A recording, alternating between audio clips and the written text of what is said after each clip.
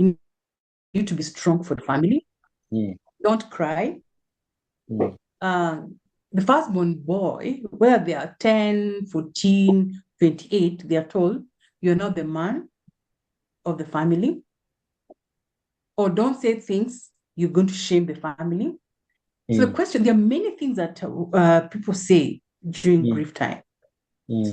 So the question is, how does this culture, or whatever words that are said, expectation, interfere with spirituality and emotional healing after the loss? You know, all those words that are said, how do they interfere with the spiritual and emotional healing after the loss? Yeah, wow. So it's a really good question, Rosalind. This is a question that's directed usually to us or the person who's in charge. Actually, it's a powerful question because it is directed to the people who are affected the most and who need the most to grieve. When my dad died, 2007 January, I was in so many ways the default leader of perceived that way. One, because I'm a pastor, then I'm a boy member of the family. And I really felt like my job was to take charge. And I remember somebody telling me that if you fall apart, everybody else will fall apart. And why your question is so powerful, Rosalind, is after the funeral, I was then admitted for something the doctor called bereavement syndrome. Denial of the fact of what has happened. I had severe backache. I had a flu that was not leaving. I was not well. I had not cried. I had handled everyone. And people felt it was an honoring funeral, but I was the one who was hardest hit. And I remember thinking that all I need is rest. Before that, my orthopedic surgeon said, no, he needs a psychiatrist. And the psychiatrist immediately called for my wife to come. And when my wife indicated that he hasn't shed a single tear, I started going through counseling by my bedside. I was the one next to my dad all the time, had handled everything superbly well, had managed the budget, transportation, people to go to travel up country, to make sure I'm managing all relationships, coordinating people in shags who are coming to steal meat. There was all sorts of drama that happens in my village. But when I was finally left alone and it hit me that dad is not here, my first emotion was guilt, extreme guilt. But it's only after that, when I was given permission to cry, I felt like it's not right for me to cry. I'm a boy and I'm a pastor and I'm a leader. So this question comes to such people who are leaders. They're firstborns, and it could be a firstborn girl who's told, keep a strong and straight face. Now, what's interesting for us is that crying is actually encouraged. But I was the opposite, who's being told, don't do that. And it's only after a long time that I realized that was a very unfair thing to tell me. Because then I didn't feel like I had expended my emotions on losing my dad. I was the one, probably, I got the news first from my uncle. So I'm the one who was going to tell everyone else. And then somebody told me, you know, it's time for you to be strong. It's this thing. And you know, there are cultures who don't do that, and then there are cultures that do. Ours, we do, we cry. But I was denied that. And it affected me to the point of being hospitalized. So if you're asking how does it spiritually affect us, it really, not just spiritually, also psychologically. And you feel like, you feel guilty. I think that is the big deal. You feel extremely guilty. And guilt is not a good emotion to feel because it's so frustrating. There's nothing you can do about it. You wonder whether you're responsible. In my village, if you don't cry, you are seen in suspicion of what did you do? Why don't you have any tears? So that was crazy. It was difficult to describe, but it really makes you feel very insensitive and as if you didn't care.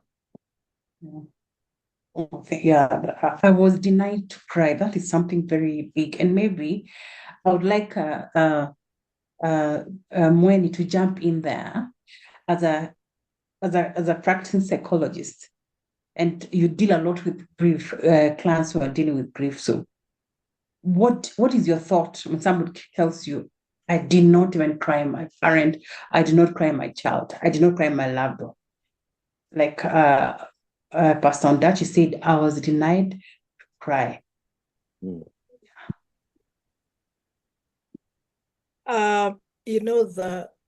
The reality is that what you were denied to do was actually the most natural thing to do. Mm. So that's very confusing even to your body system. And so what happens is that this who are strong is that from the time you're taught that, it means that slowly by slowly, every time you want to cry, your brain remembers who are strong. And so the brain learns to blunt emotional awareness. And so those people who are consistently suppressing how they feel, they don't only feel worse internally, which they already do feel worse internally, but they are not allowed to show it, but they actually become less able to notice and express their emotions in healthy ways. So while we are thinking that it ends at the grief stage, here is the thing. The same way we feel heavy emotions is also the same way we feel happy emotions. So while you're not allowed to cry, you will also not now be allowed to express love. Because it's the same, the emotions flow from the same place. So that's going to be the complexity that is going to show up throughout. Yeah. And then now you find that these people also, what you're saying, that you are admitted, because that's chronic emotional suppression. So when we hide feelings and not express them, that's linked to depression. It's linked to anxiety. It's linked to lower life satisfaction and poorer social connection, because you're not showing up in your relationships authentically. You're showing up with a subconscious awareness that I am not allowed to be authentic in the places that are supposed to be safe. So with the people that are closest to me, I'm not allowed to show emotion. So and again, our brain is not taught to know, okay, you're not supposed to show up fully in the grief space. It is you're not allowed to show up fully in every space. So long term, you end up with shallow relationships. You end up with intense relationships because you don't know how to connect with people. And so you'll find that you're going to be considered emotionally distant. You're going to be avoidant. You're going to be irritable because these people are asking you to show something you're not permitted to show. So it messes up your capacity to engage with the world around you in the long term, in all levels of relationships, whether it's relationship with yourself, relationship with the people around you, and of course, relationship with the divine. And the question, maybe I'd like to add to that, when is, if the sense of guilt is there, does this person reach the place where they have accepted that my loved one has gone? Does the guilt still hold on to them? What it does is that it creates complicated grief. Grief now that has other emotions that are not directly as a result of the loss, but are showing up around the loss. So there's going to be guilt.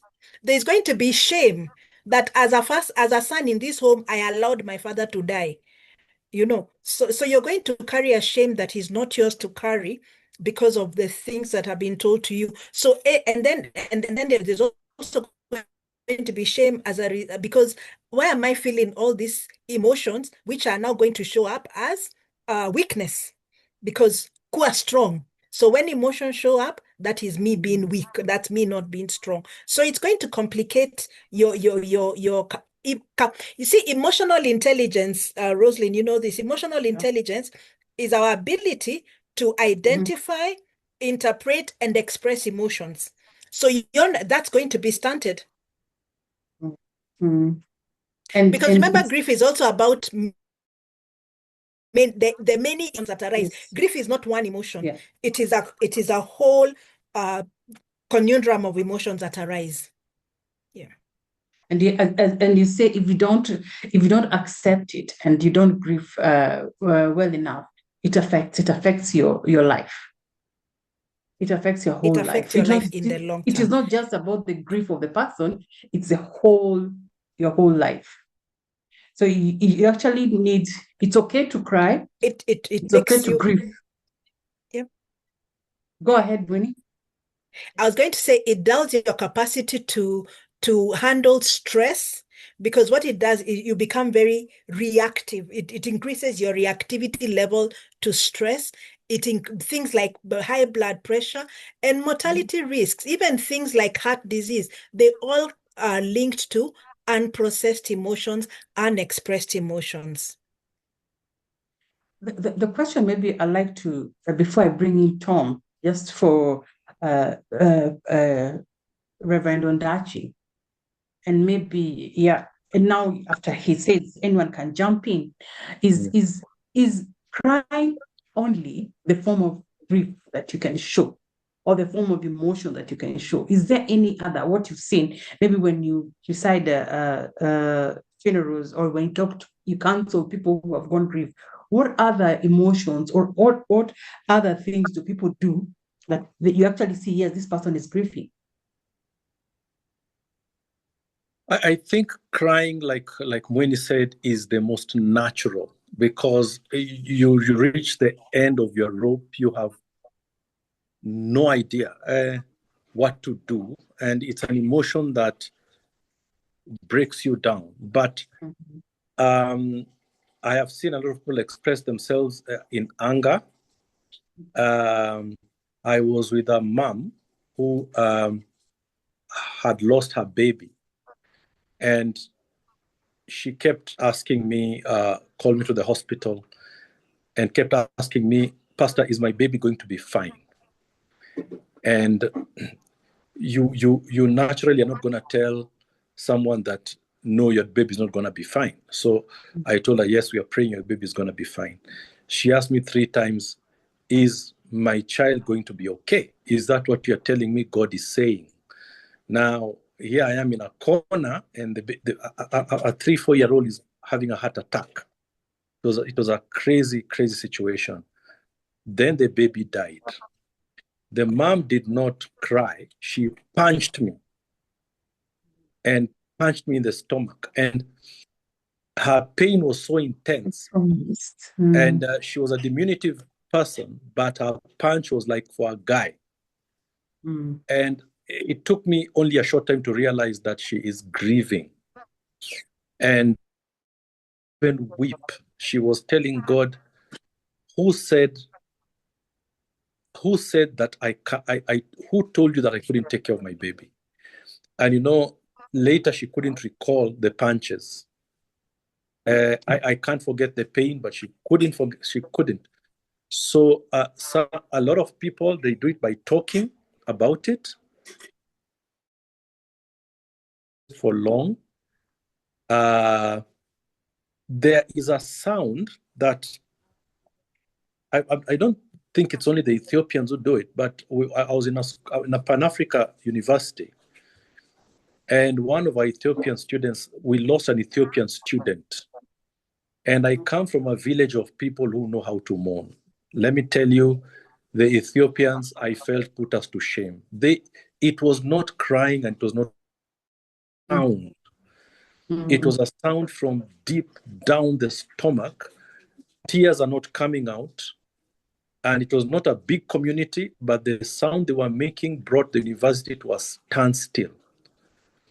I am told that it's the same sound the Rwandese make, that you feel something is wrong. It's like a siren of deep gloom.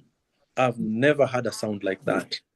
So there are many, but it comes through some unconscious expression of such deep pain that it can only be expressed unconsciously. When I was by my bedside, because I'm seen so many times in the context of leadership, and always told to control myself and to keep the temperature of everyone else. But when this psychiatrist asked me a couple of questions and sounded a lot the way Mweni is sounding now, very much in control, very much knowledgeable of what they're asking, they asked me 2-3 questions that unlocked an emotion I could not control. And I didn't want to cry, but by answering those questions, it let out a floodgate of emotions and kept telling me, it's all right, it's all right, it's all right, let it go, let it go. And it was coming in a lot of heaves and pain coming through. It's incredible that after that, and it was not ending, it was coming out like a waterfall. And coming from a culture where from the time we were 10 years old, when you're taken to the river for circumcision, you're told if you're a man, you don't cry. You're going through the knife, you're told don't cry. You're going through that. To let out that, first of all, you feel as if you have failed. But only later, after you feel the relief, is when you feel great. I know that for me, a lot of disappointment and grief is expressed through conversation. I need to be able to talk about it and encourage people to talk about it. Situations like divorce, a person needs to talk about it, especially when you encourage someone to talk about what they feel was their part. It results in the grief coming out through ownership of the fact that I made a mistake. A lot of times just through elongated silence. So there's just many different ways, Rosalind, that it comes out. I don't know if it's personality to personality. I know that it's not something you can control. It just sort of, And maybe I'd like now to, how can journalists be responsible by bringing out this hidden grief into the public understanding without exploiting, without exploitation, so that we can help us learn more without judgment? Because what we see on media, on TV, is we actually just see people crying, and there's really nothing behind it. So as audience, we are just left like that, So you, as a renowned journalist, what do you think the best way to approach this should be? Thank you, Rosalind. And Reverend Ondachi, Paul, for the punches you received. I didn't know it's part of training in Bible school to deal with punches from congregation. That's a good one. Yeah. No. Like if it was a man, it would have been harder. Oh my God. Okay, go to your question, Rosalind. I think all credible media houses have good policies on how to report on grief, mental, any issue. And the rule is usually that you don't appear to be hyping on people's misery or benefit, or like you report like you're celebrating. So you're supposed to be empathetic. Like even language itself, we like most editors are now telling the journalists to stop using the word like committed suicide. Committed suicide is a bit judgmental. So the new way of doing it is just to say died by suicide. Died by suicide, yeah. Because when you say committed suicide, like you're blaming the victim. Yeah. So died by suicide is a bit more palatable.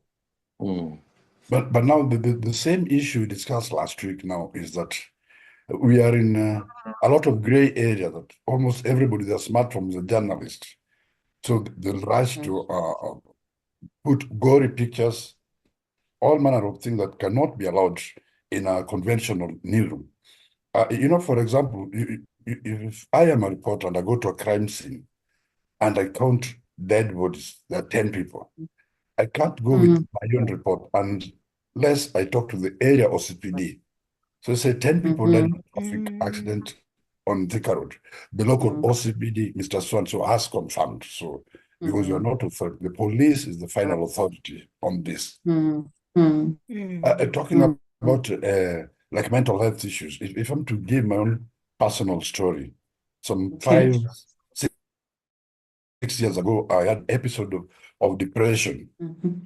And when it was like fixed, let me say, when the problem was fixed, I decided to break the norm and go public. And I wrote a story about my own experience in the Daily Nation. And I can assure you that thing went viral. A lot of people contacted me that I've been seeing these symptoms. Kumbe indo depression. A lot of people did not know that they're actually depressed. And it got invited on TVs, on radios, and just talking about it.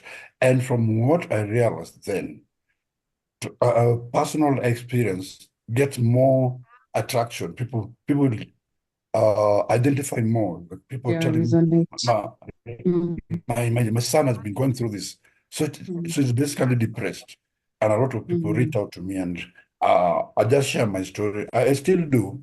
What I get invitations to schools, corporate. But one thing I tell people that I'm not a trained mental health personnel like you, Rosalie, or like Mweni. I just said personally, I'm just sharing my story. But beyond this, if you feel you identify with this story, kindly get professional help. And I've seen people coming out and going to look for help. The other problem, again, with the issue of mental illness, like you asked, the reporting of it, is that it's a taboo subject in our community. Something like depression. I don't think any African language has a word for depression. Watasema tu wamekuwa mwendazimu. Yeah. So you find there's a lot of stigma around it. And sometimes when you expose or write, like Pastor Ndachi tell me, okay, Tom, this is my story of depression. You find people will start looking at Pastor Ndachi like suspicious. You make a comment, so like, hey, is it him talking or is the disease? And I also saw in my own case that when I went public, a very close friend of mine, a guy I've known now close to 30 years, he just called me, he's a fellow journalist. So the guy asked me, hey, mwanaume gani unaenda kulialia kwa magazeti jogonjo? You should be a man. Yeah. So you find the stigma part of it is, and so most journalists don't know how to handle this thing. In most cases, you find they are not well equipped to write about issues like those. Suicide also is very, very emotive.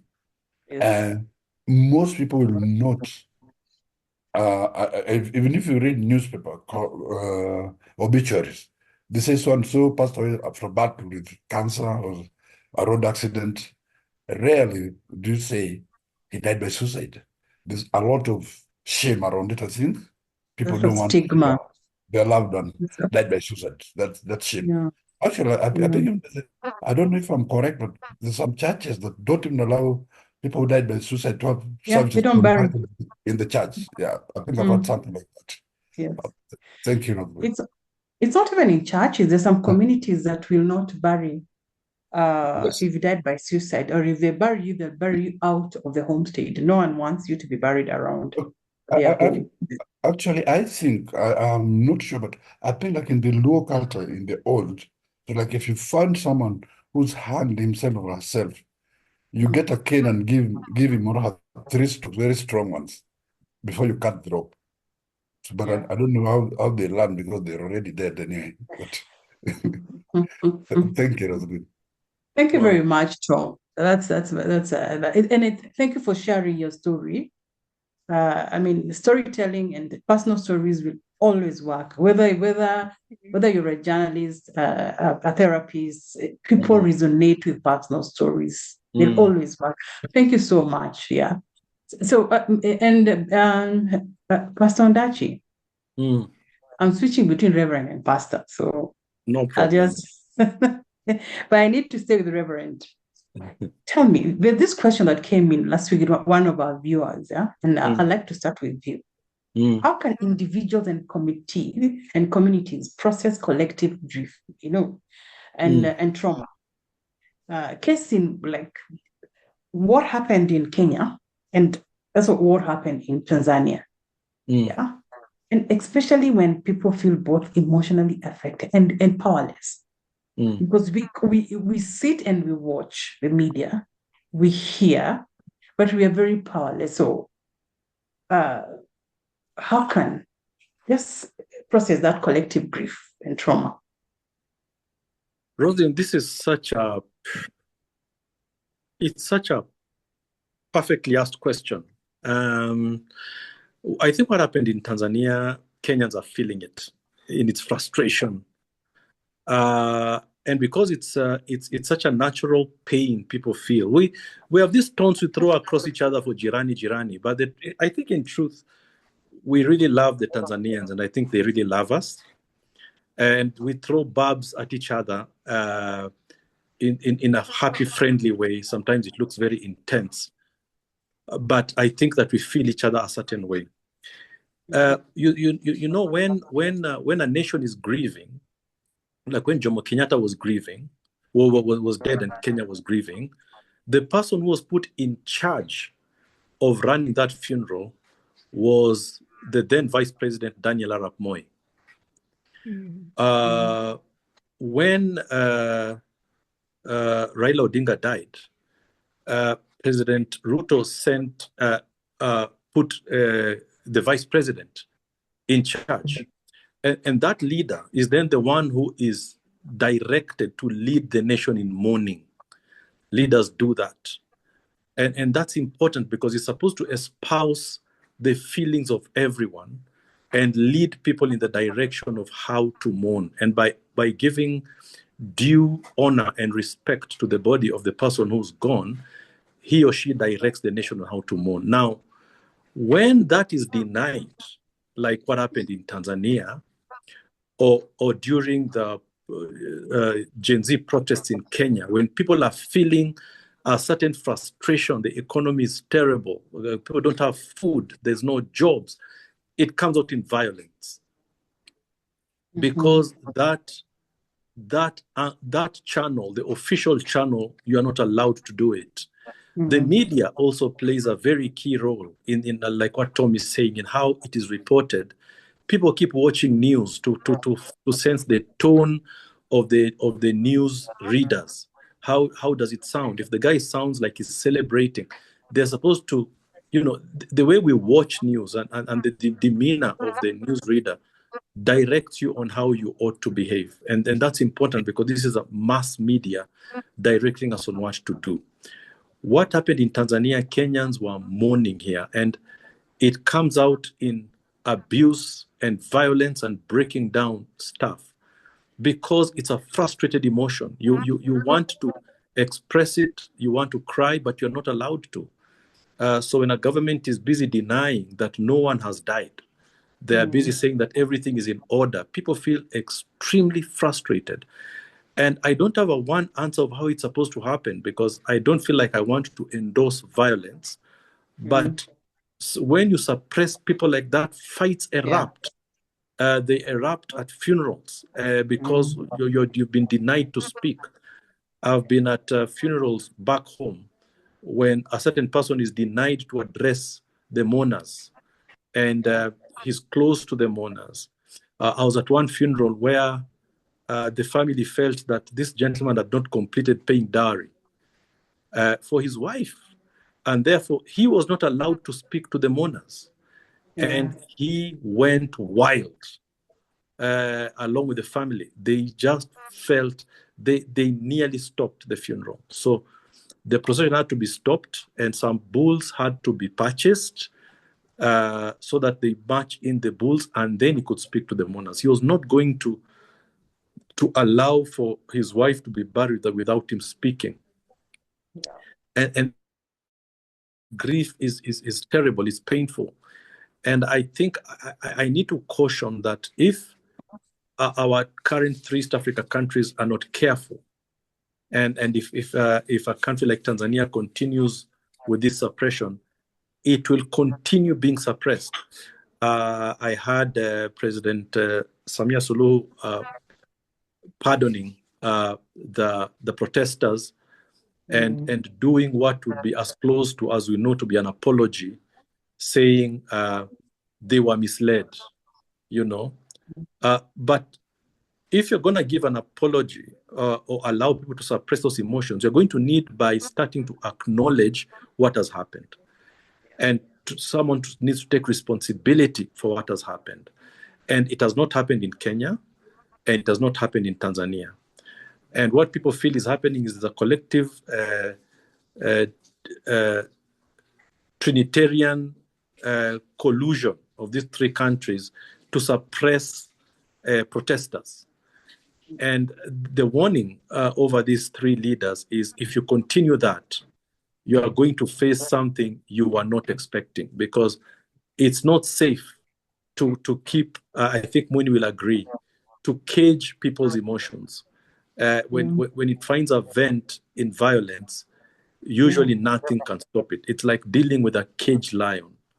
And we can't die with those emotions. They have to find a way in which they need to be allowed to express themselves.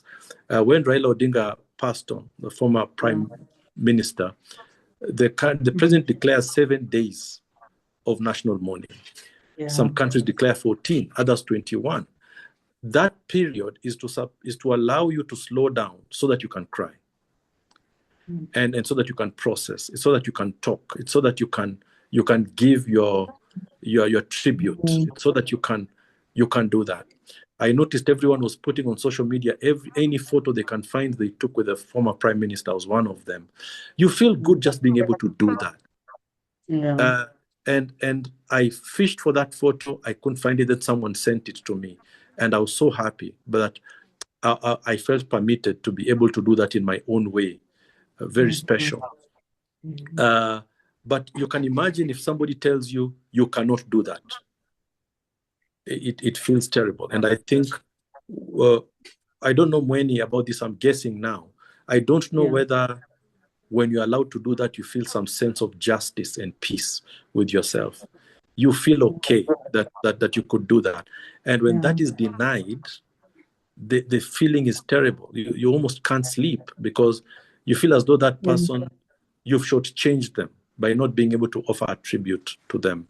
And when that is national, it is difficult. I have noticed, let me just finish by saying this. I have noticed that Kenyans are almost consistently angry. If you watch people in public, you watch people in town. I was in Nakuru during the Gen Z riots.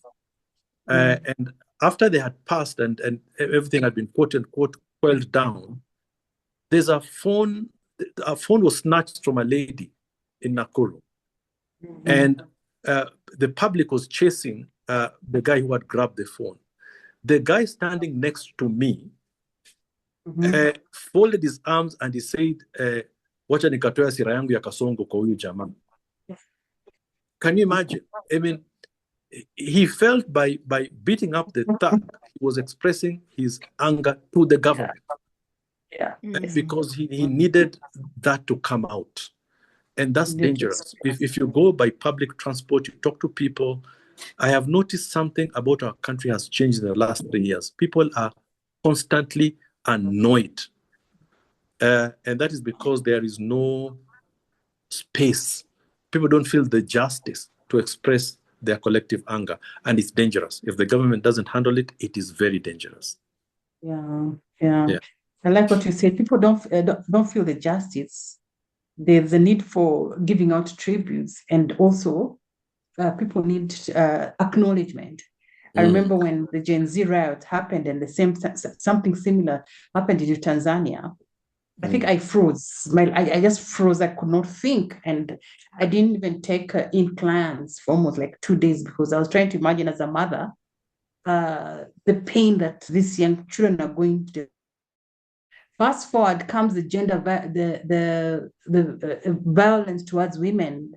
They did the one demonstration. I think they did three. The third one or the second one, I was willing to go, but somebody called me and told me, Rose, don't go. There are riots and there are arrests. But I was going to go because I was getting tired. I was getting fair because I really wanted to, like that man. I really wanted to go out and vent as a mother because the young girls were jumping here. Is what?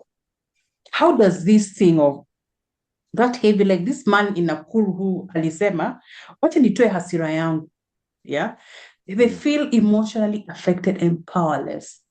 Yeah. What do you think, in your opinion, how can they release, how can we help them release that emotion, that feeling of unjustified, not listened to?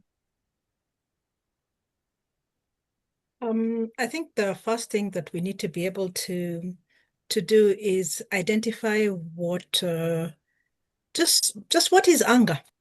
And anger is essentially a response to a threat in the environment. Now, the threat could be essential, it could even be symbolic. The threat in the environment is not always physical. However, as long as there's a threat in the environment, our body's fight response is activated in the nervous system. Yeah. And so what is that? What is what is it trying to protect? It's trying to protect our life, our safety, our identity, our attachments, our boundaries. So that is what gives rise to anger, because it is a threat to who am I? What has changed in my world? This should not have happened. I cannot handle this pain. Yeah. But we also say that anger is what we call a secondary emotion. So anger is what you see at the top. You remember when we were in high school, you learned about the iceberg. So anger is the tip of the iceberg. Beneath the water is a whole bigger boulder that we cannot see, and it is because it's underneath the water. But beneath anger, beneath the water iceberg, beneath the anger iceberg, there's emotions that are there. And deep by emotion, there's fear, there's hopelessness, there's vulnerabilities, there's sorrow, there's grief, there's shock, there's guilt. And so here's the thing. Anger is the emotion that is socially acceptable for us to show. Think about it. And I'll throw this. I know we're talking about grief in the wider perspective. If you go home as a man and you find that your wife has left, packed up the house, so unaingia kwa nyumba and everything is missing, I mean, there's all sorts of emotions that are going to arise. But if you sit in the sitting room with your door wide open and you start crying, people will be like, what kind of a weak man is this? Yeah. Particularly if she's gone to the neighbor downstairs, enda uko waonyeshe, go down there and show them that you're the man. Go and beat them up. Pick your wife, pick your things, And so if you do anything less than that, you're considered weak, because anger is considered to be a powerful emotion. Now, think about it. Women are also not allowed to show anger because anger is unladylike. So if a woman walks into the room and she's angry, it is, what's wrong with this one? But when a man shows up into a room and is angry, he's powerful. So there are all these things about anger that many of us have very unhealthy relationships with anger.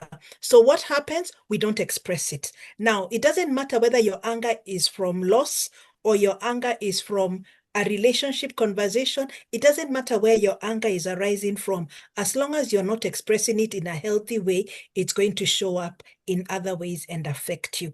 Because it either, when we are angry, we either act out, which is the loud, the banging dishes, the banging doors, the beating people, the throwing things, or you're going to act inwards, where you're so angry with yourself. So I'm getting drunk. I'm self-blaming. I am stuck in self-harming behavior. So you're either acting out your anger or you're acting inwards. Wow. So you're either acting out your anger or you're acting inwards. But it has to be expressed because there are a lot of underlying things below the iceberg. Yeah. That come out of anger. Yeah. Exactly. Because anger simply says something important in me has been shattered and I'm trying to protect myself. And I'm thinking about that story, Pastor Dachi, you're talking about yourself in the matatu, seeing a guy in a matatu. It actually happened to me a while back. Can't remember how many years back, but not too long ago. So I was in a matatu, and I mean, you know how ladies always have those two tiny umbrellas in their handbag because Nairobi weather is so completely unpredictable. So we are not too far from the last stage, and then it begins to rain like maybe a kilometer or two before. And I mean, I look outside and I'm like, hey, okay, kumeanza kunyesha. And so I remove my umbrella. The guy who was seated next to me, he looks at me and he's like, what is wrong? How did you know it was going to rain? This government always favors women. You have women fund. No, no, women reps. No, no. He just completely went off on me. I'm like, wait, all I did was own my umbrella. I came, I remember looking at him and thinking, imagine we can share. I was so taken aback. And I'm just thinking, this guy is going home to a wife and a daughter. What's he going to do to them? And I'm thinking, oh my goodness, I removed an umbrella and he's going to beat his wife because I had an umbrella. So you see, it again, remember what we used to say about a certain disease? If you're not affected, you're infected. Yeah. It's the same thing with anger. Yes. Even if I'm not angry, someone's anger is going to spill over to me and I'm thinking, Aki, what did I do? Yeah. And we are an angry people. Kenyans are an angry people. That's why it takes something small like this for a big thing. You're like, where did the fire start from? Exactly. Yeah. He found you as a vent. You're his closest. Soft target. Women empowerment. But then he got so angry, he got out of the matatu and walked. I was glad that he did that because then I don't know how we'd have worked together. If I came out at the same time, I'd have been scared. They pranced me, imagine. And all I did was have an umbrella. An umbrella. I just want to bring in Tom. Tom, what happened to investigative journalists? I mean, we don't see it. If you see it, if Mweni and Reverend Ondachi sees it, please tell me. But what happened? Is it that now the journalists are scared?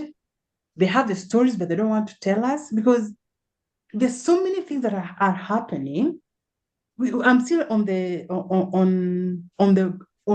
people are asking the Gen Zs that died. We are still on the mourning. We are still mourning them, but we don't really have answers to it, and hence the anger that you can see. And the only estate that can help us right now is the media, investigative journalists. And we used to see those things being exposed. What is happening? How comes we're not seeing them anymore? In fact, we are more seeing bloggers trying to bring more than actually the mainstream media houses. Mm-hmm. Yeah, that's a very good question. Let's agree that investigative journalism is quite expensive. And most media houses would rather save on the money because, to be honest, media houses are doing badly right now. Mm-hmm. Almost every month here, they're laying off staff because of the cost. Because the social media and all this other internet has opened many more avenues for news that the traditional media is barely surviving. There are no adverts and there are no things like those. Talking about our adverts, you find some of the investigative pieces would target companies that are also advertisers. So you find maybe, let's say, one of the telcos, a giant telco, you find there's some fraud going on there, maybe employment practices or maybe even sexual harassment. But then when our reporters start working on it, you get a call from the commercial manager with a very innocent question. Do you still want to do business with us? And, Oh my. and that will be quietly dropped. Also, some of the people who commit these serious crimes, some of them are very powerful, and the cases where journalists have been threatened.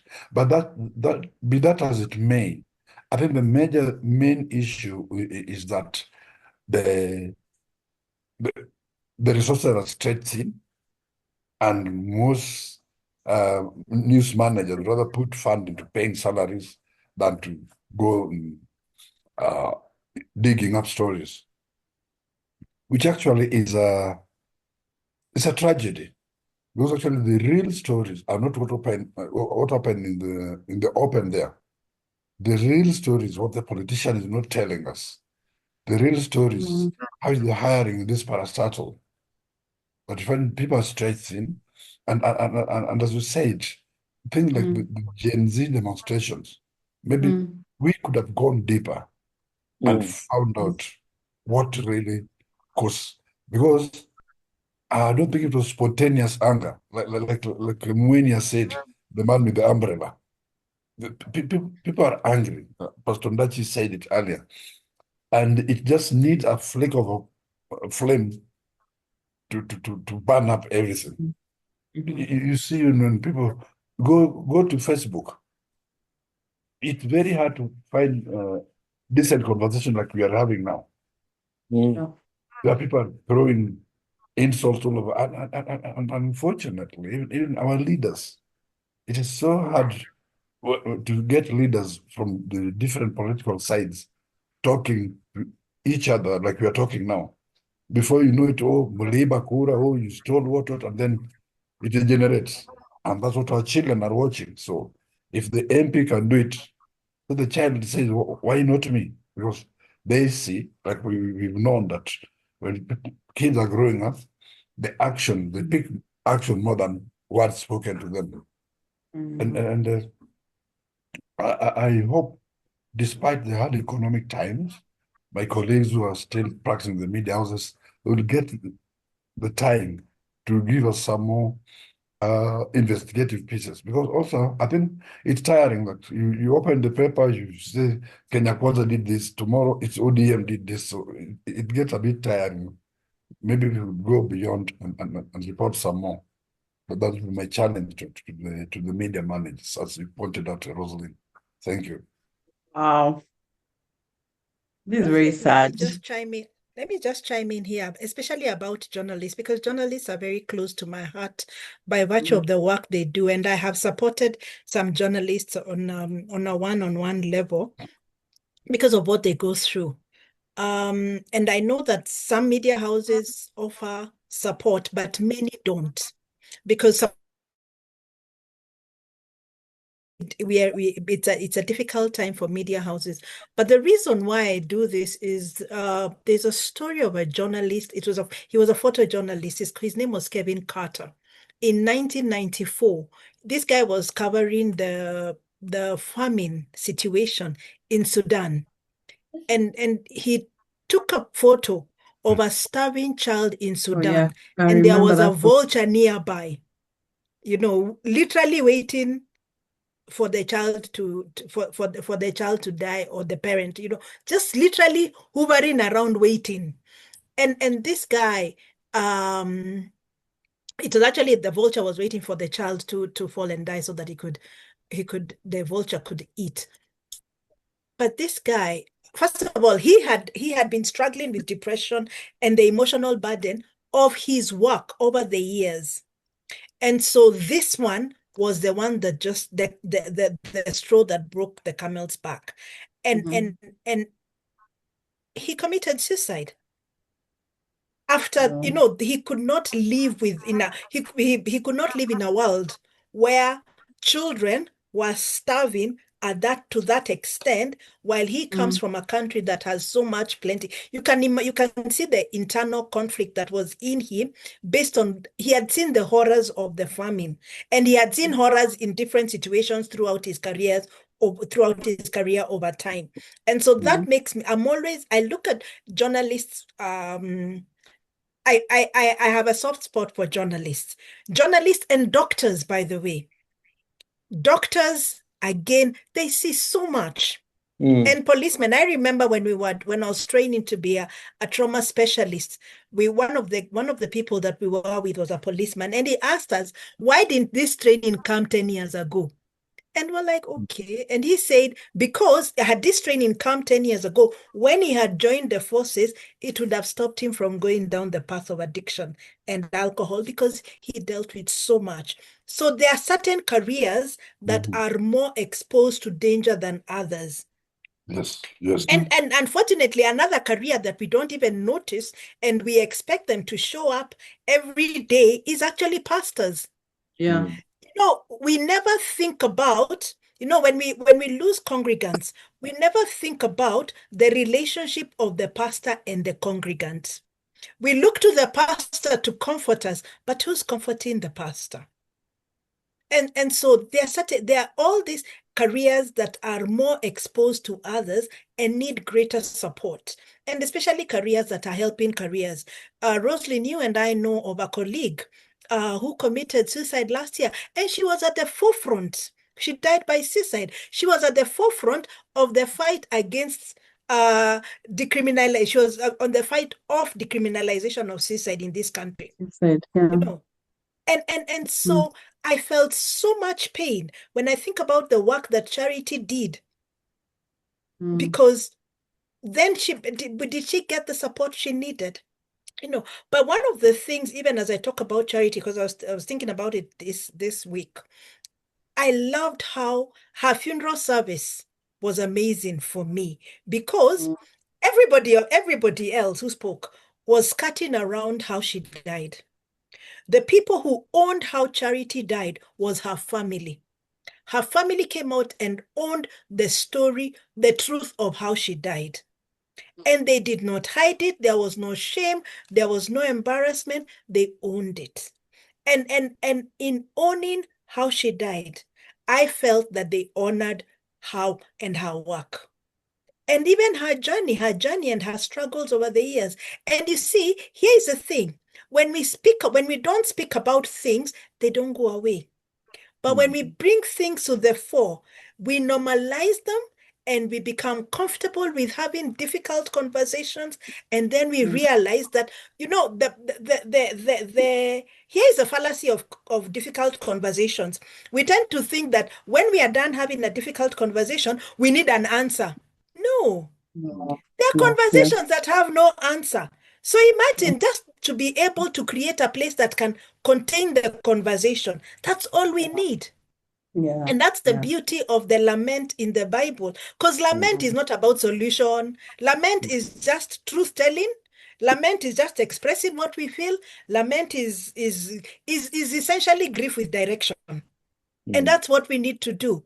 And maybe we need to also create lament containers for Tanzanians who are living in Kenya. Maybe have our sanctuaries open up and say, you know what? If you're affected by what's going on in Tanzania, please come, let's cry together. None of us may be able to solve it. None of us may be able to talk to Mama Samia Suluhu. We may not have a suluhisho, but we can listen. And we can empathize and we can feel together. And that's all people need. Yeah. Okay. Maybe if I can jump in on that, especially part of journalists and the trauma. It's very stressful, especially. I've been to mortuaries. I've attended even a postmortem, not of a relative, but because of covering story. So in our days back then, the way journalists used to deal with the trauma, after all that, you congregate at a pub in the evening, you take beer and you forget about it, and tomorrow you start again, which is not Yeah. To their credit, uh, Mweni. But now, also, what I said earlier is the stigma about seeing a professional is also very strong in the newsroom. I remember one day I was talking to a group of journalists, and I told them, if your employer has a psychologist or Sure. psychiatrist you can see, Yeah. take up that offer. Then one asked me, no, and before tomorrow, everybody in the office know I had a mental health problem. I mean, it's easy. And it is very, very hard to, I think it take a lot of sensitization. One of the, like as an editor, I send a reporter to go cover riot. I also suffer mentally because will these people come back safe? Yeah. I remember one time I sent some two reporters, Karura was being grabbed, and they came back, they've been beaten thoroughly, the torn clothes, and you feel like you played a part in exposing them to danger. Yeah. Yeah.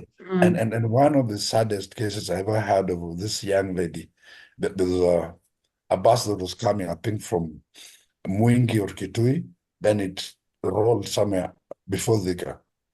So the editor sent the young lady to go and check. And reaching the morgue, one of the people she finds lying dead is her own mother. And Right. she fainted right Oh, inside there. dear.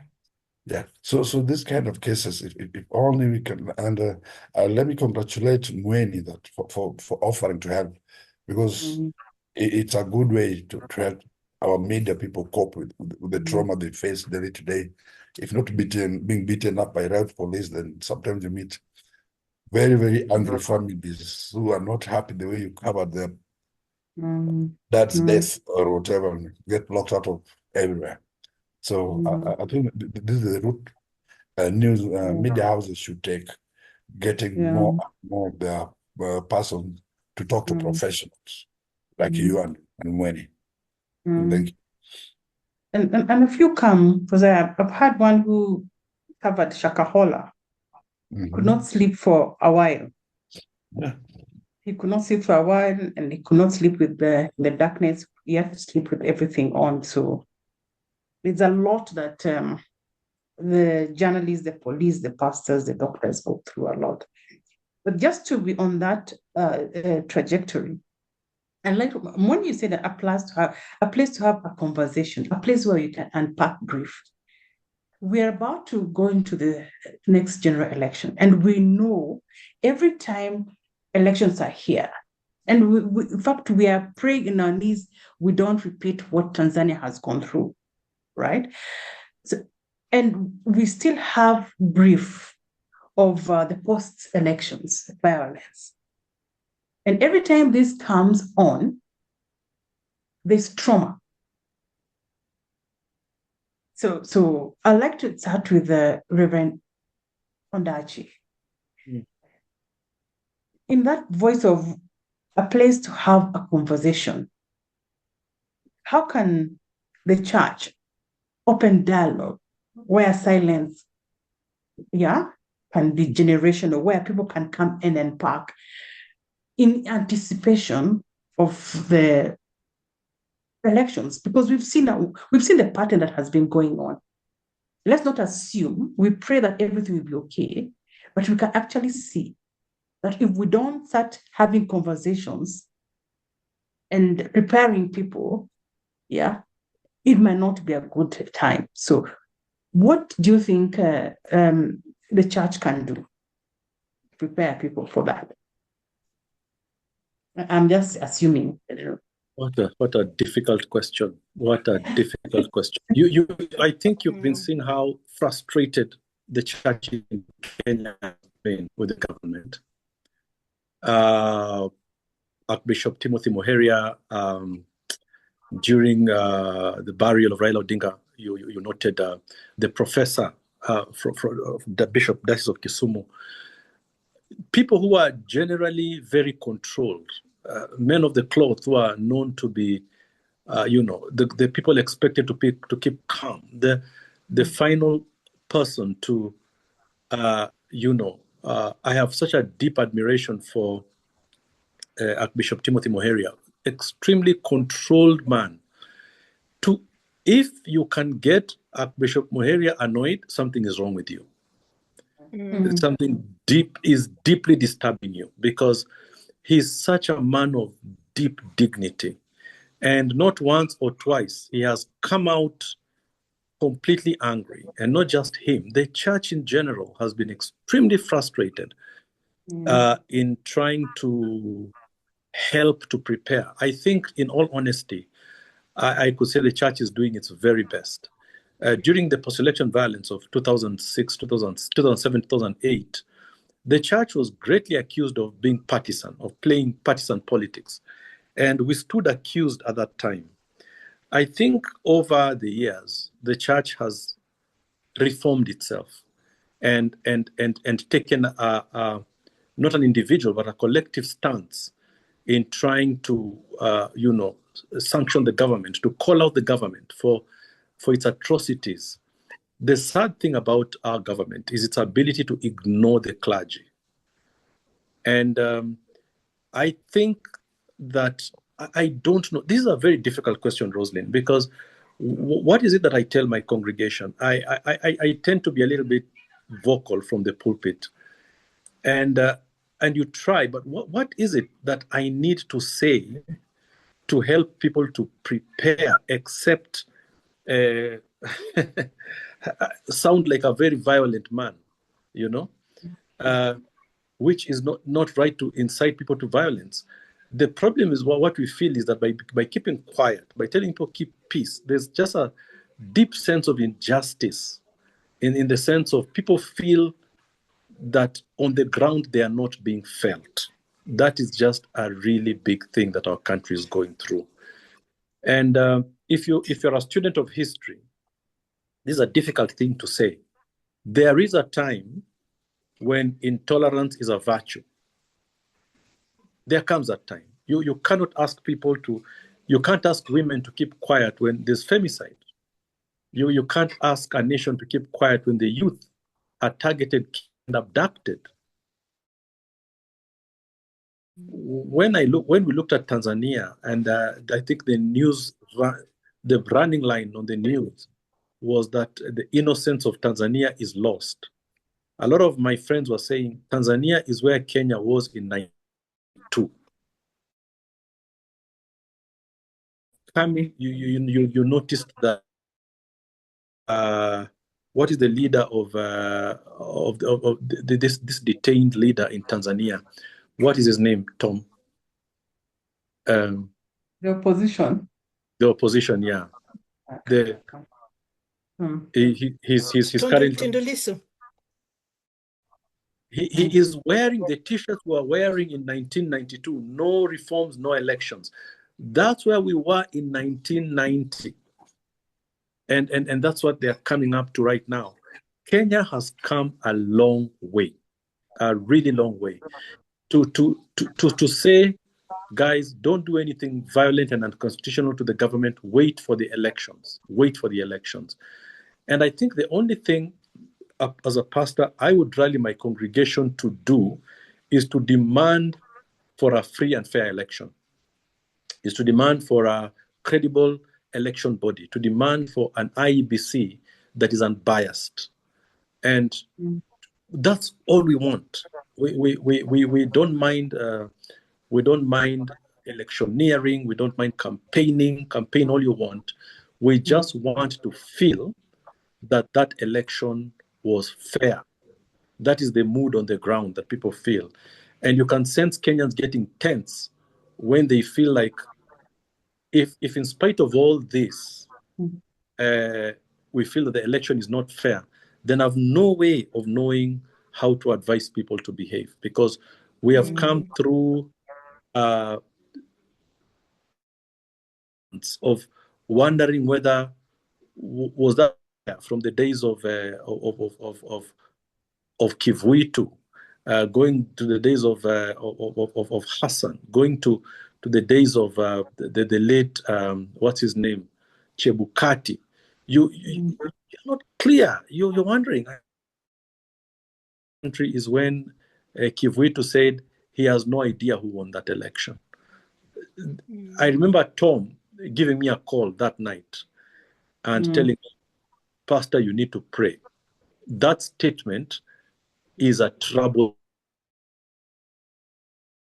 to make. Tom called me and he told me, we are in trouble.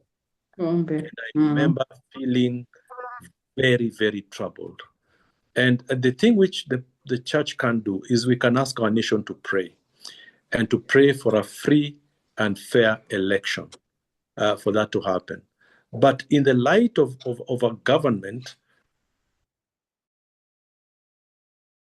that can be a very empty statement to make. Like, to ask people to pray is okay. To ask them to pray and do nothing. Prayer needs to be followed by some kind of an action. Prayer demands justice. Our national anthem demands justice. So I think the church can call for free and fair elections and a credible IEBC. When just to jump into that, if you have like a group of Gen Zs in front of you, or a group of young people in front of you, and as a psychologist. Wow, that's a very interesting question. Or what tools would you use, or what is this thing you're going to tell them? Yeah, because we know at the back of our mind we can see. Why I say that's a very interesting question is because you're asking me what I would do on this side of protests. Well, I social after Maandamano last year, and one of the things that made me very sad for them, weight of what they were going through, was because something in them was broken. Because how can our government unleash violence and live bullets to us like that? They thought that, I mean, there was already the whole idea that, yes, there's injustice. Yes, we are demanding leadership. Yes, we are demanding this. But I don't think they had conceptualized that the government can come against protesters with live bullets. And unfortunately, here is a reality. Most of them are not old enough to have had the baggage of experience. You see, Roslyn saying, you don't go, those things will turn violent because you have the baggage of experience. You have but they didn't. And so it was very difficult now to work with them post the Maandamano. So if I was to prepare them for pre-Maandamano, I'd like to say something that I can't remember his name, but he's a Ugandan Anglican minister, but he's also been an activist since the 70s. And this is what he said, that the fight that Kenyans began, because he was speaking this last year after Maandamano, he was saying the fight that we began, we need to walk into that fight with the reality that the fight is not an event. It is a battle, but a battle is an event in a war. So you can have a war can have many battles. So he was telling us that what you're doing is a battle. There is a bigger war that must be fought. And a war is fought with different kinds of tactics, different kinds of approaches. And so you must begin to plan for it. But here is also another quote that I find informs me when it comes to speaking to people who are on the forefront.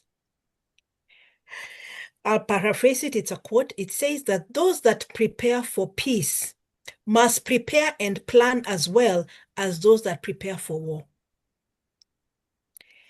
Now, I had the privilege of visiting Rwanda in August this year and going to the genocide sites and listening to the story of the genocide in Rwanda began to give me an idea of the fullness of that statement. Those that prepare for peace must prepare for those that prepare for, like that prepare for war. Because even when you look at people preparing for war, they have strategy, they have plans, there is funding, there is all sorts of meetings that are going on. For us, when peace is, hey, yeah, elections are coming, okay, let's plan for peace. No, because why about we prepare and plan for peace 5 years? Every year we have a plan around it. So it's the same thing with those that are going out for Mandamano, because it is life and death. And something the person that goes to the streets and the person that goes home after being in the streets is never the same person. Something is broken. Something changes. And you must be willing to know that the person that you will go back home will never be the same person. And so how do you go into that space with truth? And remember that we are preparing them to go in there. We're also preparing them to go in there with courage. Now, here is the interesting thing about the Gen Z conversations. I don't know whether you remember a video that was going round with Gen Zs that had been arrested. I can't remember at what point. And they were saying, niko tayari kukufa kwa sababu ya maandamano. And we remember last time when they were saying, if I don't come home, for me, that's a scary place for us as a nation. Because we have gotten to this place where our lives, it doesn't matter. We are ready to die. In fact, that song was, they were singing and lifting up their hands and saying, niko tayari kukufa kwa sababu ya serikali ya ubora wa nchi yetu. And so the awareness that when you go out, it's life and death. But also, are there other ways you can prepare as opposed to physical violence? Because currently, I listened to Jane an interview last week, and they were saying they realize that going to the street is killing, they're being killed and they're being marked out physically. So now they're organizing, but they're organizing chini ya maji. So I don't think the fact that people are not on the streets does not mean we are okay.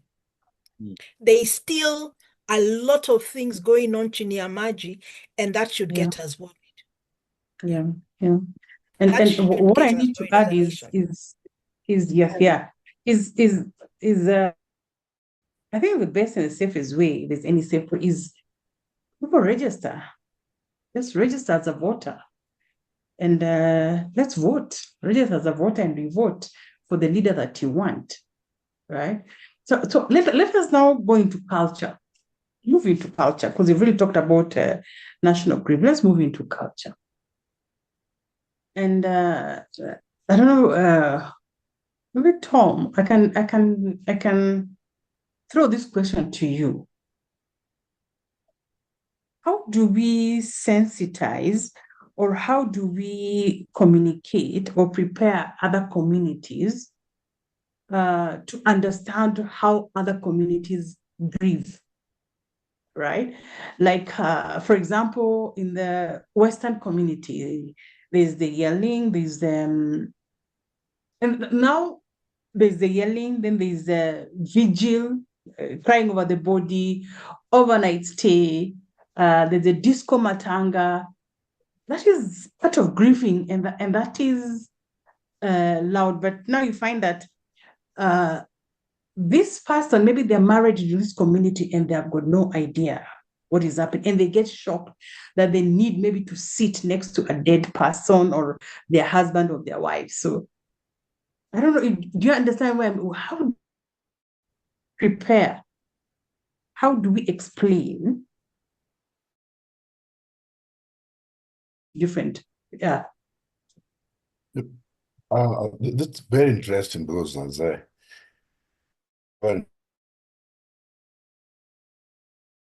two nations band together in one country.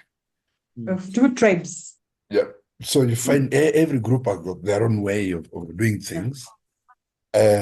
there's this when people are running into Raita's home with shield and shouting Joe,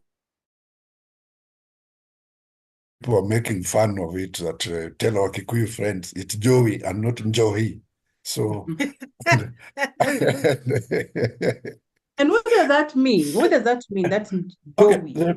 actually, I got to learn something I didn't know, but during the Raila, the Baba's funeral, the morning period, Joey it's a buffalo, and when Luos are migrating from Sudan into Kenya, one thing that killed them most of the buffalo, and buffalo is a very fearless animal.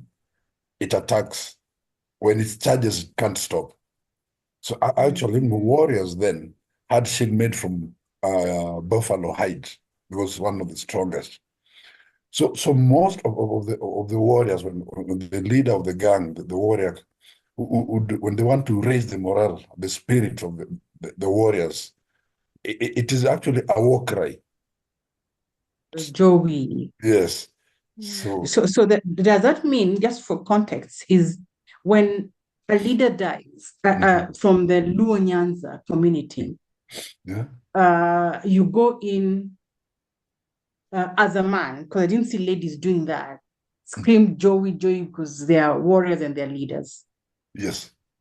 Yeah. So, Exactly. So you support. Also, when you shout Joey, Joey at a funeral, it's like you're challenging death, but you're ready to face it. So you're fighting the spirit of death. So it's a war chant also. So you're fighting death. That's fighting what I death. got. Yeah, that's what I got to learn. And just before you go on, this is very interesting. And what is the significance of these leaders, other leaders coming to mourn and coming with many bulls? And why only, or what is it? Because almost all leaders came with bulls, 200, 100.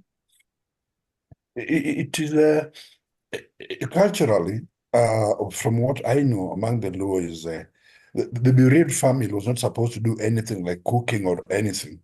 If the neighbors would come and in their morning they do the communal cooking.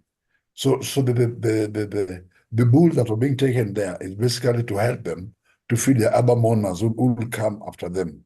And not only bulls, I remember, I think it was the weekend, but the Kirinyaga governor, Anne Waiguru, went to see Mama Aida with 2 pickups full of shopping.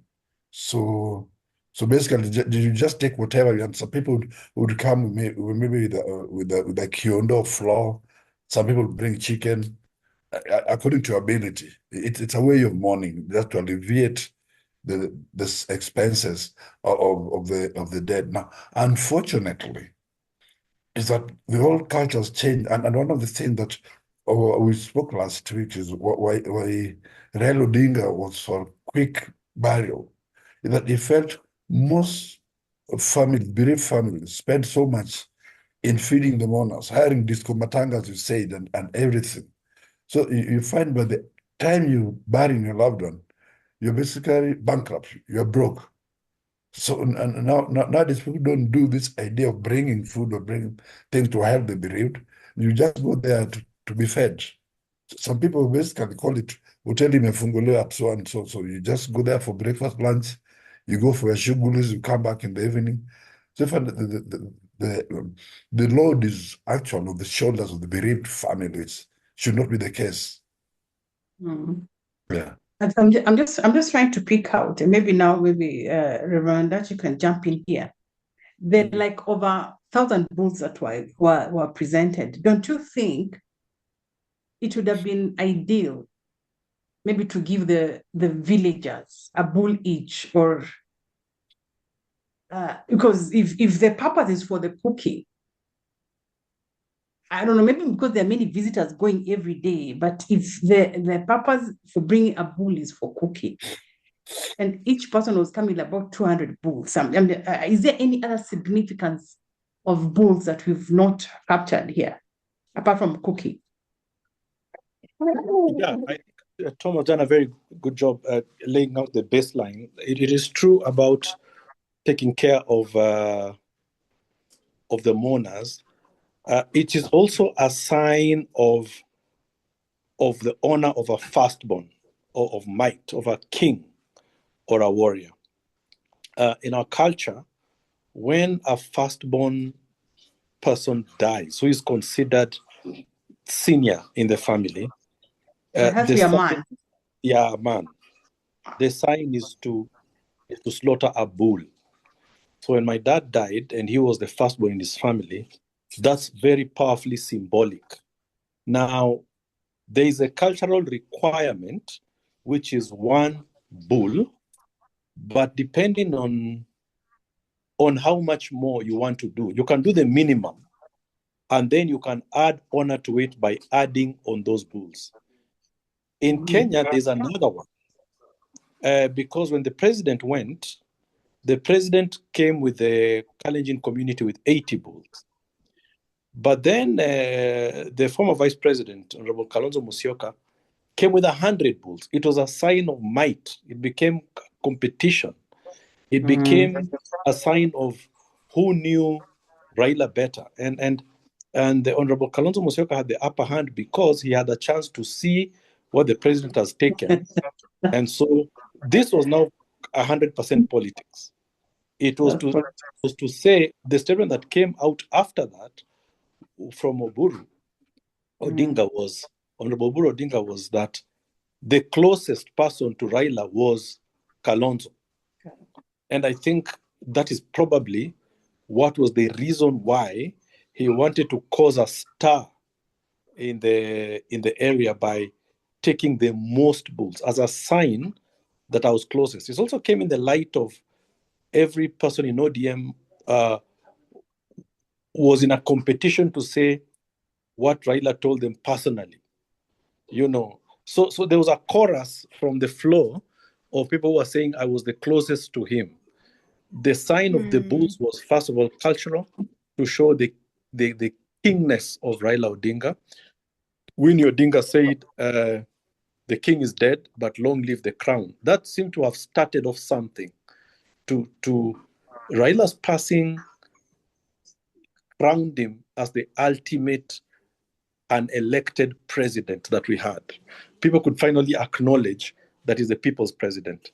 And people need to do something symbolic to show that he was truly the president we never elected. And I think the cultural expectation could be one bull, but you can add to show community what you mean by taking it. So that could be the addition, because I know certainly for my community it's supposed to be one, but you can add. Yeah, and the in-laws come with one, a bull. Everyone has come with one depending on how close you're the family. There was this aspect of immediately the Right Honorable Hono Odinga was announced. It was now announced. Everyone ran into Aaron. Right? Everyone, it was open. So I just want us to understand, is it a cultural thing? Is it because does it happen to everyone else when somebody dies, the doors are open and everyone walks in? So, I don't know, Tom? Yeah, actually, it's a cultural thing. But you see, like among the laws, bereavement is a communal thing. You don't let the family bear the burden alone. So you find people people stay at the home of the dead person. Yeah, you can spend 3-4 days there. The whole days you keep the family company as they mourn. So when the doors are opened, it means that you're welcoming all kind of mourners. So you have to keep that open. And then remember now the other crowd was in Bondo also, even though the body had not arrived there, but just the atmosphere of bereavement. So when people, everybody getting theirs, immediately the news breaks out. And in most cases, it's the eldest in the family who, you remember when Uburu went to Bondo before the body of Raila. So it was a cultural thing. It's like you're taking the news, you're going to break the news that so and so has passed on.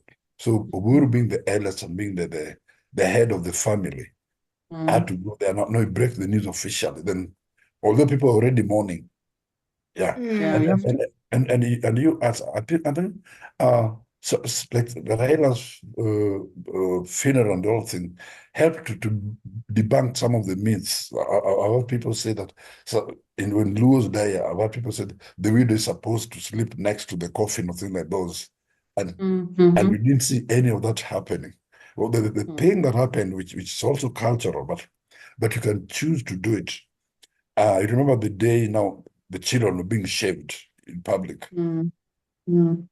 Yeah, that's part of mourning. 2 or 3 days after losing a parent, the children are supposed to be shaved. Okay, like now it's optional. I remember when I lost my mom, there's this old mama who came after 2 days, and then like, so I want to shave you. So I told her, but I have my baba in Nairobi. I said, no, this is cultural. You have to do it. So I incited my brother, no, let's not get involved. It doesn't serve any purpose. So I said, so what happens if you don't get shaved? So she tell me, something very bad can happen to you. You can even end up dying. Then I just decided also to be sarcastic. So I said, okay, my mother's lying there dead, so she also refused to be shaved. That's how we ended the conversation. So it like now, like for our family, it's because of my mom comes from a family of pastors. Actually, about 15 pastors, the uncles combined. So she's someone who grew up in church. So if some of us, some of this tradition don't matter a lot. So it's optional. But for people who are still following it, so people get shaved. So next time you see a colleague coming to the office after burial, looking like Michael Jordan, you just know they went another day. But thank you. It happens. And I must add that, especially immediately, the Western Nyanza, I don't know about the Kisses, immediately there's a death announced, there has to be a cry, a loud cry that the neighbors will know there's an issue, the doors are open, and that is now permission for people now to come in and start mourning. And the news has to be taken to now the home, either the elder brother, or even if there was time, if there was time, even the wife will go. Lazima kupeleka matanga nyumbani and then come back. Yes. Actually, you'll find that the three communities, the western part, the Luos, the Kisses, and the Luyas, have more in common culturally than what unites them are more than what divides them. So it basically the same thing. The way people mourn, like Pastor Ndachi was saying, you roll on the ground, you wail loudest, and then you pass through the kitchen to go rest. You pass through the kitchen, and when you're mourning, you don't cry, you cry the things that you used to do. Like, for example, I'll say, Tom, we used to have Zoom meetings with you. Now, who will I ever have Zoom meetings with now? Who will replace you? That's how you actually relive the life you had with the death during when you're ending, and it's not really tears. That's how, and maybe person that you, the memories, person that you can come in. And I like what Tom just brought in about the shaving in the Christian perspective. What do you think about it, the shaving of the hair? There's a lot of tradition that happens that you wonder, do we really need them, or do we need to do away with them? We can't do away with culture. And even the Bible is written in a specific Jewish culture. Yes. And so there's no such thing as a Christian culture per se. Culture is God-given, and it's very important and honoring. And it is dangerous that some the colonialists and missionaries demonized some of our cultures, which is dangerous. And so you find in Kenya, the Christian expression of culture is very Western, because we took up the Bible with the culture of the missionaries. There's a theologian, a Kenyan theologian called John Beatty. John Beatty says that Africa has been Christianized, but Christianity was never Africanized.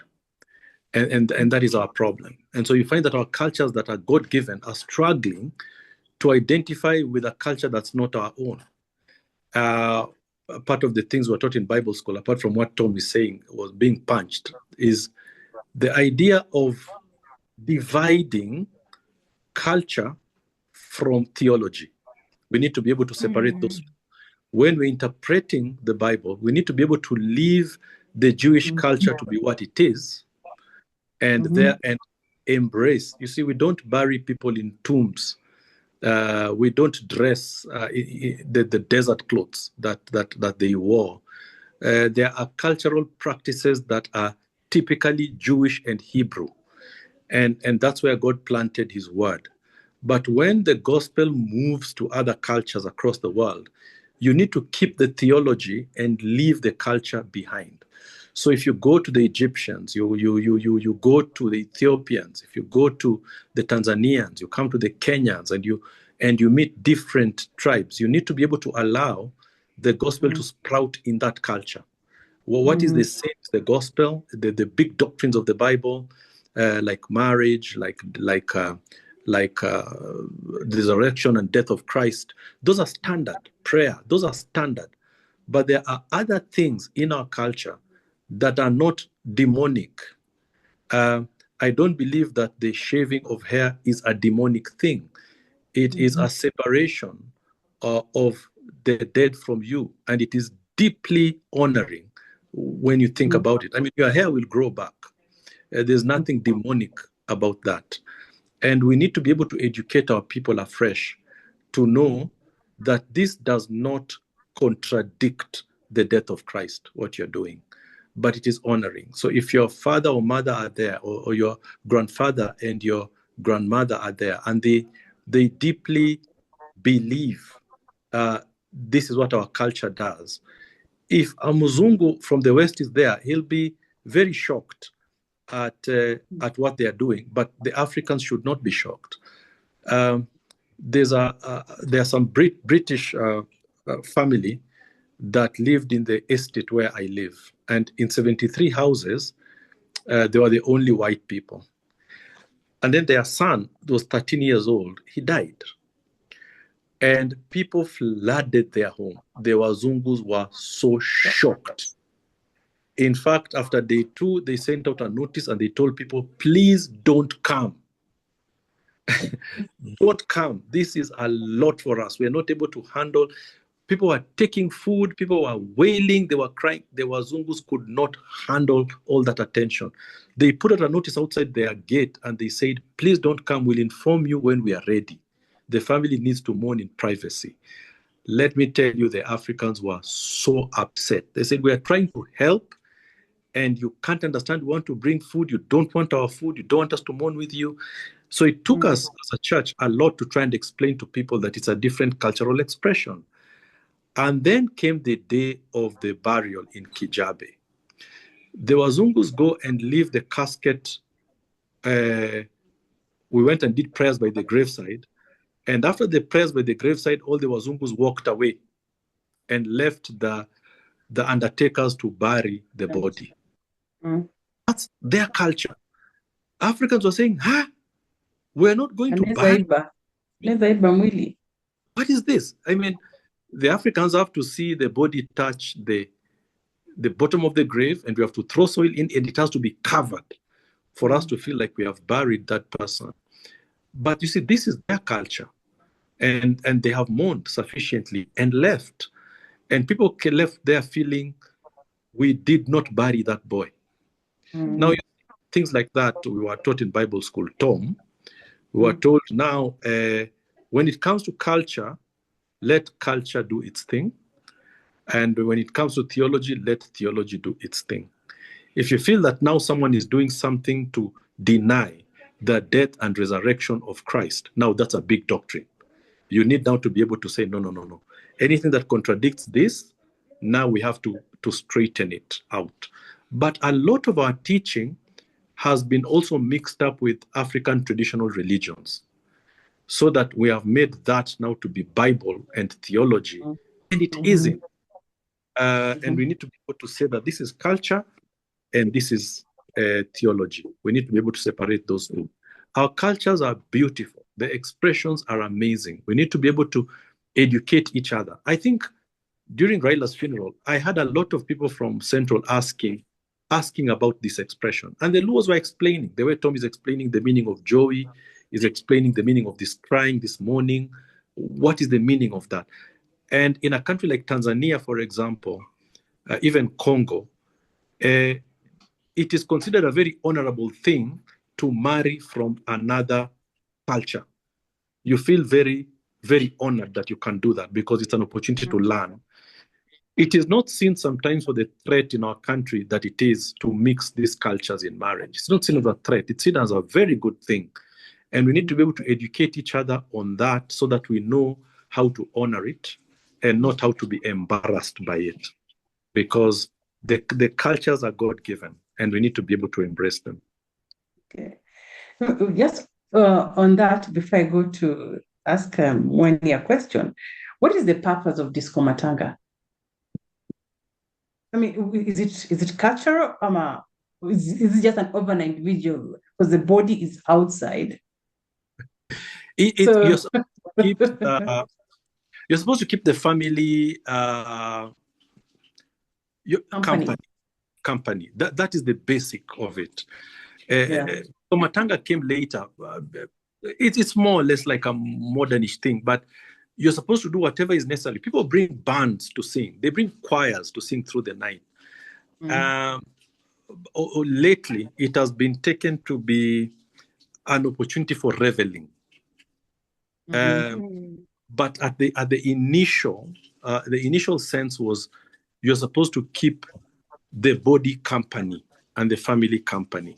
But it's become a night disco where you dance through the night, and it's a night of reveling and drinking, which has become very popular because then you bring dancers for Luyas, you bring the Isikuti guys sing through the night. So it's supposed to be whatever is necessary to take you through the night. But of course, for young people, it's an opportunity for hookup. It's an opportunity for drinking. It's an opportunity for that, especially because it's entertainment in many ways. But actually, the worst thing to do in a situation like that is to be seen to be so sleepy that you sneak into your room or to a hotel room and you go to sleep. That is nearly a curse for you to do that. That you didn't even have the care, the concern. You had so much peace of mind that you can sneak away and go and sleep. You do not want to be caught sleeping. It's better to be caught in a disco reveling than to be found you found it so convenient to go to a hotel and find very good sleep. That is not looked down on well at all. So dance the whole night, celebrate life, mourn the way you want to do that, but for God's sake, stay awake. Stay awake. Maybe if I can jump in there just briefly. I think it's also a celebration of life, because it's some sort of celebration, but as the Reverend has said, it's been hijacked. I think it was some in the coast where at one point the DC banned disco matanga. Even in Western, they were saying it's leading to a lot of teenage pregnancies. So some places it's being looked on in bad ways. But the initial thing, as the pastors explained, you keep the bereaved company because the night is very long. So the disco helps to lighten the mood. Okay, that's very interesting. Disco matanga. maybe the last question as we're about to wind out to Winnie. As a psychologist, is there any relevance of the soil? You take the soil and throw back, is there any relevance? Is it something, is it part of the grieving? Is it part of acceptance? Have you met anyone who has not done that and regrets? I am reminded of a conversation last week when we talked about this, and Reverend Dachi reminded us of the fact that with cremation there's ashes to ashes. But in Genesis, I believe it's chapter 3, where the Bible says that you shall return to the soil, and to the soil you shall go back. So I believe there's a religious belief of going back to soil where you came from, because there's of course the Bible talks about a human being having been created, and so I think that's the biblical understanding of that statement. It's a Christian phrase. I'm not necessarily sure about the psychological effect of it. But I'm thinking that the act of burying and the act of being able to cover something, and it's a closure. It's supposed to bring a conclusion to the end of the matter. Like you're not going to come up again. But one of the things that as a grief therapist, one of the key reasons that we work with people in times of grief is to help them be able to reimagine life beyond loss. And so one of the symbolisms that we use with burying is looking at it in an African context. In the African context, people are not buried in graves, in coffins, in caskets.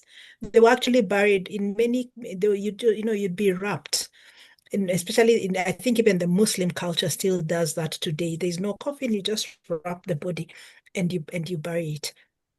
But in the hope and the reimagination of life beyond the death, we do that when we plant things.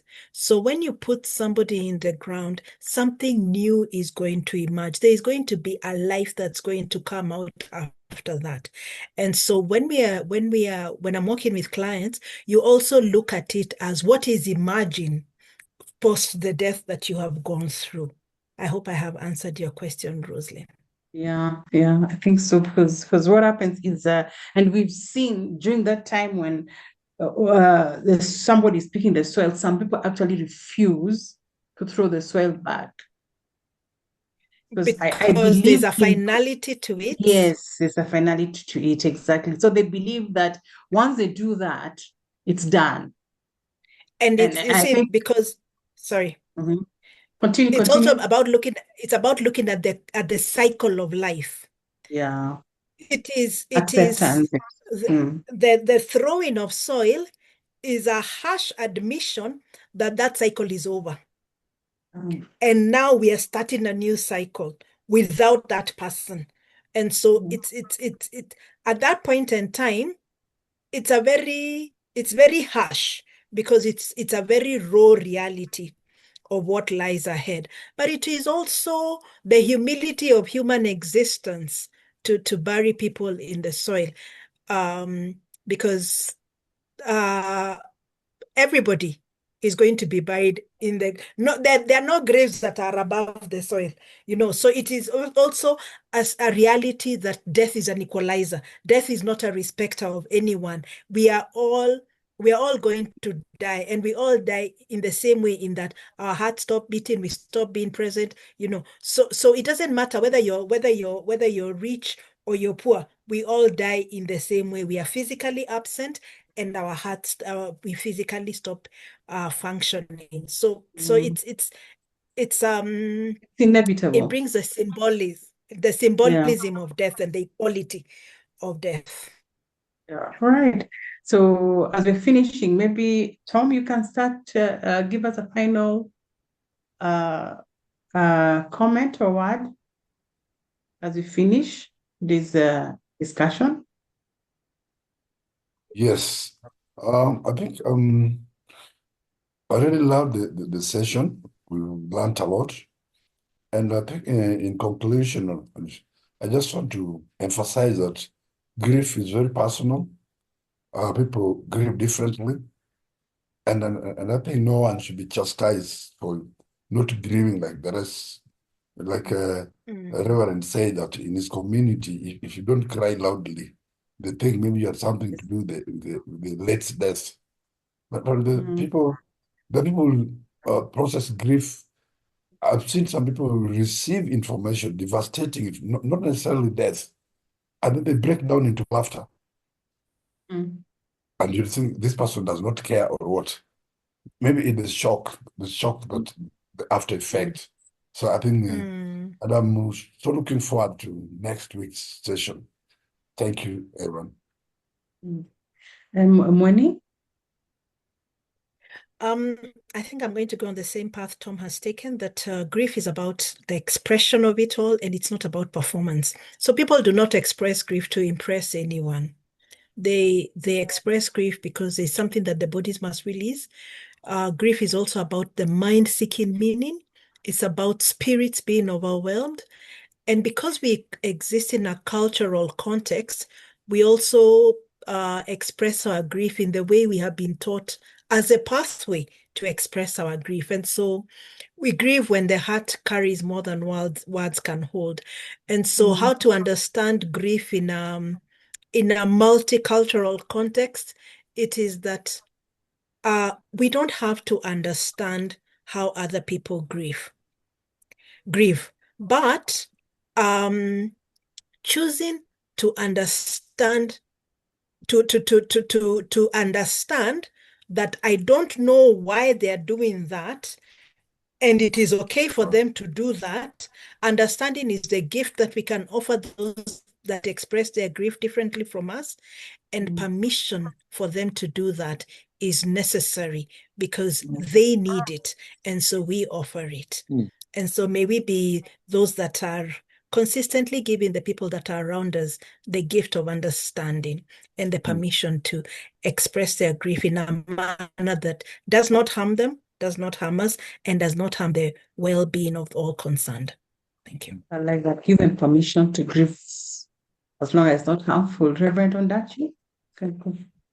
Thank you, Rosalind. I'm actually thinking of a really big question when we talk about culture and grieving, and our topic tonight of when grief divides. I think the biggest divider around grief is a cultural thing we really avoid called writing a will. And I hope maybe our culture is really restrictive of that. Maybe, Rosalind, we could discuss it sometime next week. Yeah. I'm thinking of whether Raila Odinga left a will. Because when I watch news now, I'm seeing a whole bunch of confusion in the party he started. A whole bunch of confusion, which should have been sorted by one paragraph, I mean, if he had the presence of mind to say bury me in 72 hours, do you think someone in Raila's caliber could not have written a will? And is it going to be read or not? I would not be surprised on one hand if he didn't, because as a pastor and a mediator, I deal a lot with this question, and we do it in church a lot. And Rosalind, you'll not believe the amount of resistance that the culture takes with this topic. They feel it's very Western. You are pronouncing death upon me. I don't want to know that, and postmortems. we don't want to do that because we feel like now you're injuring the dead. But I really have enjoyed this discussion on culture, and especially the part where we just don't want to talk about it. It causes a lot more injury than it does healing. But I wish that we could have a greater engagement and education on the idea of just leaving clear instructions to the people who are coming after you've gone. I hope we can enjoy that discussion sometime. And just what you said, I think it will come in very well in the next Monday's discussion, because we're going to talk about making meaning by thoughtfully giving voice, collective pain. Thank you. So even the time of the wills and the postmortems, we need to make meaning. Yeah, we've gotten shocked, we've grieved, there's so much silence, there's so much emotion, turmoil, but now let's make meaning of the collective pain that we have. Yeah. So thank you very much for creating time and taking your time to join us. Please leave comments on the comment section, and next week, Monday, same time, 7 to 9, we'll be here as we finish our discussion on the nation grieving, a grieving nation. So thank you very much, and goodbye. Thank you so much. Bye.